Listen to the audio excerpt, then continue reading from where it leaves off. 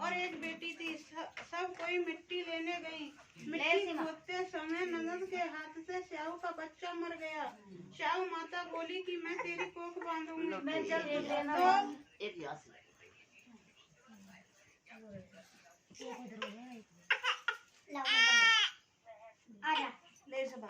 भाभियों से कहा, लेकिन ननद के बदले में अपनी कोख बंधवाने के लिए 6 भाभियों ने मना कर दिया।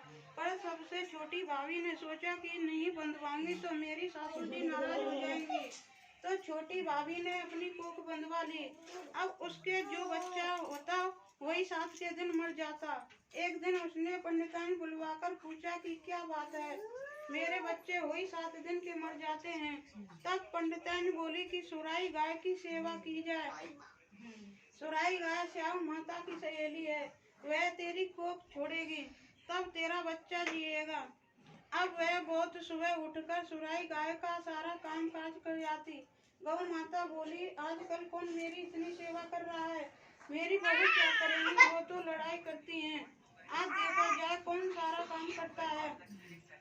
गौ माता ने खूब सुबह उठकर देखा कि एक साहूकार के बेटे की बहू है जो सारा काम कर आती है। गौ माता बोली कि तुझे किस चीज की इच्छा है जो तू मेरा इतना काम करती है, मांग, क्या चीज मांगती है। तब साहूकार की बहू बोली, वचन दो। गौ माता ने उसे वचन दिया। तब साहूकार की बहू बोली कि श्याऊ माता तुम्हारी सहेली है और श्याऊ माता के पास मेरी कोख बंधी हुई है, उनसे मेरी कोख छुड़वा दो। फिर गौ माता उसे 7 समुंदर पार अपनी सहेली के पास ले जाने लगी। तो रास्ते में धूप थी, इसलिए वह एक पेड़ के नीचे बैठ गई। थोड़ी देर में सांप आया। पेड़ पर गरुड़ पंखनी का बच्चा था जिसे वह डसने लगा। तो साहूकार की बहू ने सांप को मारकर डाल के नीचे फेंक दिया और बच्चे को बचा लिया। गरुड़ पंखनी आई, आकर साहूकार के बेटे की बहू को चोंच मारने लगी।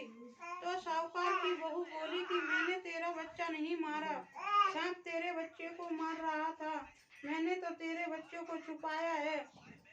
तब गरुड़ पंखनी बोली, मांग, क्या मांगती है। वह बोली कि 7 समुंदर पार श्याऊ माता रहती है, मैं तो उसके पास पहुंचा दो।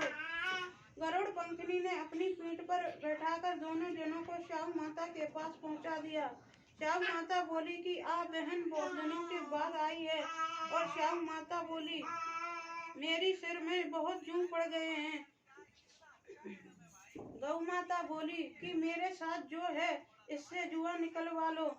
तब साहूकार की बहू ने उसकी सारी जुएं निकाल दी। श्याऊ माता बोली कि तूने मेरी बहुत भलाई की है, तेरे 7 बेटे हैं, 7 बहू हैं। वह बोली कि मेरे तो एक भी बेटा नहीं, फिर 7 बेटे कहाँ से होंगे। श्याऊ माता बोली, क्यों नहीं होंगे। तब वह बोली कि मुझे वचन दो। तो श्याऊ माता बोली, वचन है, वचन है, धोबी कुंड पर कंकरी हो। यह साहूकार की बहू बोली, मेरी कोख तो तुम्हारे पास बंधी हुई है।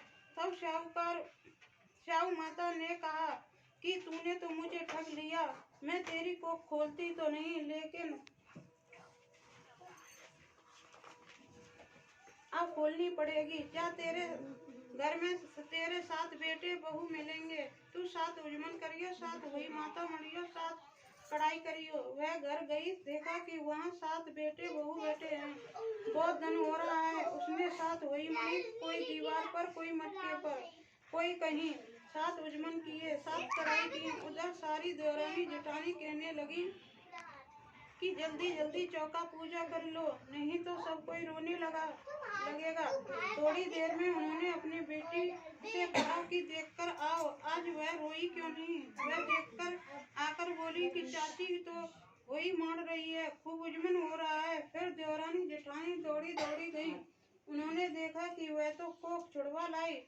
वह सब बोली कि तुमने तो कोख कैसे छुड़ाई। वह बोली कि मैंने तो कोख बंधवाई नहीं, लेकिन श्याऊ के बच्चे के मर जाने से मेरी कोख बंध गई। अब श्याऊ माता ने मुझ पर दया करके मेरी कोख खोल दी है। श्याऊ माता जैसे साहूकार की बहू की कोख खोली, वैसे ही हम सबकी खोलना।